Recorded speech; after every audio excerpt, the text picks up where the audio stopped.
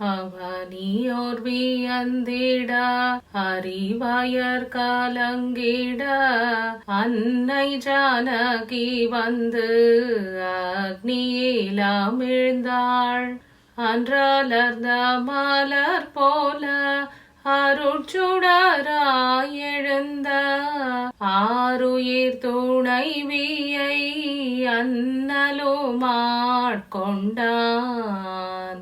அரசன் விபீஷணனும் அன்பன் சுக்ரீவனும் ஹனுமனும் அங்கதனும் அனைவரும் உடன் வர தசரதன் செல்வர்கள் தாயகம் திரும்பிட தேவி ஜானகியுடன் திவ்ய விமானம் ஏறி